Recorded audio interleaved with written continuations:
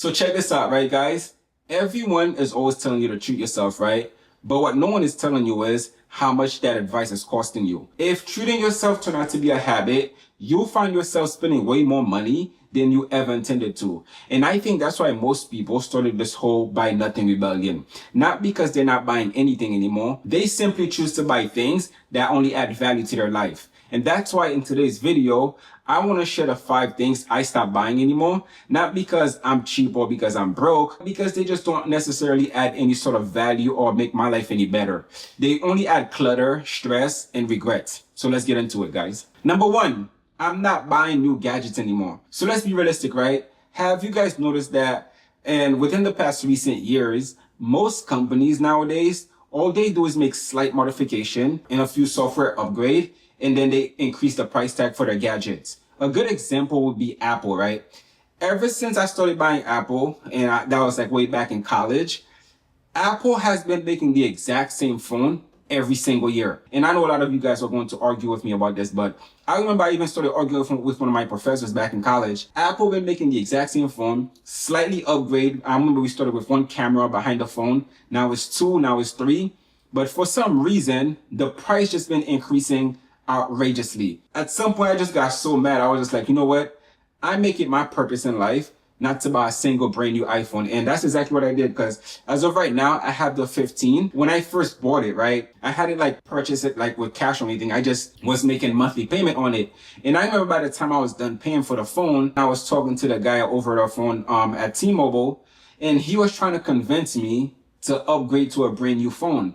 And that's how they trap you. Once you finish pay for one, they try to force you, or really they're trying to trick you into upgrading to the next one so you can keep the payment method going. And that's one thing I've learned, to just completely stop upgrading my phone, because if it can text, it can call, and I can take a few pictures from here and here now, I'm okay. I don't need something with like an 4K LED. I don't even know what that means. I just need a phone that can do the basics, and I'm okay. And I know a lot of you guys can also relate to this, right? You buy a new gadget, you use it 2 or 3 times, and then you just completely stop using it. The reason you bought it was because maybe your friend have it, or some people on social media, and you just didn't want to feel like you were missing out. But guess what? I'm here to tell you that you're not missing out. It's all a trap. Moving forward, you should not be buying any new gadgets, because you just be left with something you didn't really need in a smaller bank account. Number 2, luxury clothes. So I'm sure all of you guys seen the whole social media hype, influencers, celebrities promoting all these luxury brands.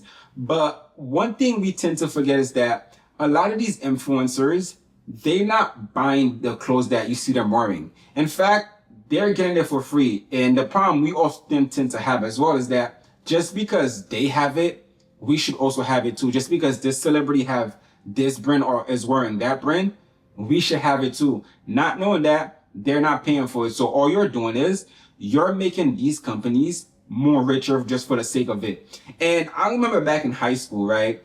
I always used to buy the latest Jordans, right? The shoes, complete cool looking shoes. Everyone liked them. And I remember Jordans used to come out like every 4 to 6 months, if I could remember. And I would be the first person to get one. Not because I needed it, but because I wanted to impress everybody else. So when I went to school, all the kids, my friend, they would be like, oh my God, Fabrice, you have the latest Jordan. That's so cool. But one thing I also realized is that after like a week or so, life goes on. Nobody cared anymore. Like it was like a past event at this point. But it left me with shoes I didn't really care about, because I was just so caught up in the hype. So moving forward, I'm not buying luxury brands anymore just so I can impress other people. In fact, I'm going to start buying sustainable fashion, and that's exactly what I did, because they last longer, they have higher in quality, and in the long term, they save me way more money. And these are stuff I generally care about and actually want to wear. So I'm not buying luxury brand anymore, period. Number 3, we're not paying for school anymore. And I'm going to hurt somebody's feelings, right? Check this out. How many of you have student loan? And it's none of my business, by the way. You don't have to tell me exactly how much money you owe in student debt. But if you do, comment below. And now, my next question I'm going to ask you is, where did that degree you pay so much for get you? And again, if it got you somewhere, it got you a career, that's cool. But if it didn't, comment below. Where did it get you? Like, what kind of job did it get you? Because for me, I'm going to keep it 100 with you guys. In fact, let me say this right now. I have 2 degrees. one in economic, and I have a second degree in math with a minor in physics, right? And would you like me to tell you where it got me? I started off as a bartender. That was back in New York. I went off to California. I became a busser, bussing tables. And now I got promoted to serving. That's what my 2 degrees got me. And that's exactly what I'm asking you guys. Where did your degree get you? Because you need to know, are you guaranteed a job? How much that job is going to pay you? And if you are going to get student loan, how long will it take for you to pay back those student loan so you can be net positive? Because if all you're going to go to school for is for student loan, it is completely not worth it. And especially, how is the job market looking right now? And let's be honest, right? With artificial intelligence, a lot of these companies, they're not hiring. In fact, they do not care. Most of these companies nowadays, they're all about AI. So if you are going to go to school, you need experience, which you can't get, by the way, because you cannot get experience if nobody hire you. But nobody's willing to hire you because you have no experience. And I don't know what kind of sense that makes, but that's what they're saying now. And most of all, you need connection because it's all about who you know. So if for some reason, let's say I did ever, and that's a big if, by the way, I did ever want to go back to school for like a master's degree or something, I will not go back to school unless I know that I am guaranteed a job. I am guaranteed to pay back my student loan. I am guaranteed to pay back my debt, and I am guaranteed to make money. We're not going back to school. We're not paying for school, period. Number 4, we're not buying a brand new car. So I'm not sure if you guys know this, but let's say you go out and buy a car, right? Let's say it costs $20,000.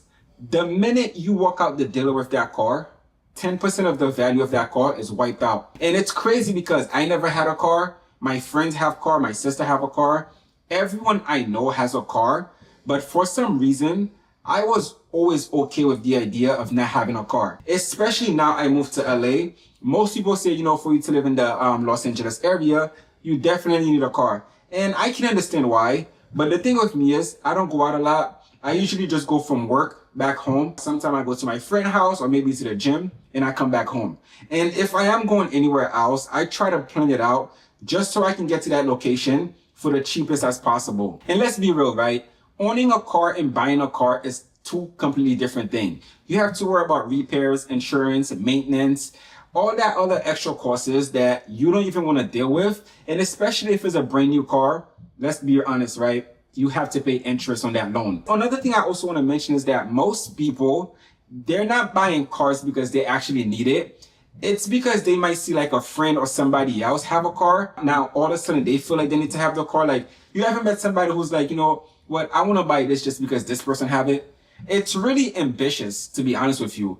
It's all ambitious. Like, just because somebody else have a car, now all of a sudden they feel like they need to have it, not knowing that what the other person had to do to get that car. So effectively, they set themselves up in a position where they don't even want to be in. I'm going to be honest with you, like most of the time, it's not even worth it. Like, so because of that, I make it my purpose not to buy a brand new car if I can afford it. So I'm not going to sit here and buy something just to get killed by the interest rate on that car. So I would even go as far as saying something like, you might be better off buying an older model, but that's even crazier because the older it is, it comes with higher mileage. So you have to worry about repair, maintenance. It's still going to cost you a lot of money. So I'll just say, don't waste your time buying brand new cars. You'll be very surprised how much money you can save just by using like the public transportation. Number 5. I'm not paying for vacation I don't have money for. And I'm sure all you guys have seen it, right? The Instagram reel, the pictures on the beach. It seems like nowadays, everyone you know or everyone you've seen is always somewhere across the world doing something luxury, just having fun. And you probably sitting there like, well, what about me? How come I'm not living that kind of lifestyle? And you know what? In their defense, some people might just save for it. Some people might budget for it. And there's just other people out here who just travel for work. But let me be the first one to tell you this right now. 99% of the stuff you see on social media, it's all cap. Okay? 99% of the stuff you see on social media is all cap. Do not fall for the illusion because most of these people are living on credit card debt, to be honest with you. And I'm not going to be one of those person, right, who spends $6,000 on vacation just to put it on a credit card debt on the idea that I'm trying to really stress, then to come back home and be stressed about having a lot of debt. I'm not going to go on vacation, take pictures to try to impress somebody online who does not care about my financial well-being. It's not going to happen. But if I do decide to go on vacation though, I'm going to do it the right way, the more authentic way. I'm going to save for it. I'm going to budget for it. I need to know how much the flight ticket is. I need to know how much the hotel, what kind of food are we getting, like where am I going to stay? All of that stuff, because at the end of the day, guys, you have nothing to try to prove to anyone. And if you are going to go to vacation, do it for you. Moving forward, guys, we're not spending money on vacation we don't have money for. And if we do go on vacation, it's going to be for us, not for somebody else. So there you have it, guys. These are the 5 things I don't buy anymore. And if you guys have any suggestions, just leave them in the comment below. But if you guys gain any value from this video, don't forget to like, subscribe, and push the notification bell for more unsustainable fashion, personal finance, and minimalism. I'll see you guys on my next video.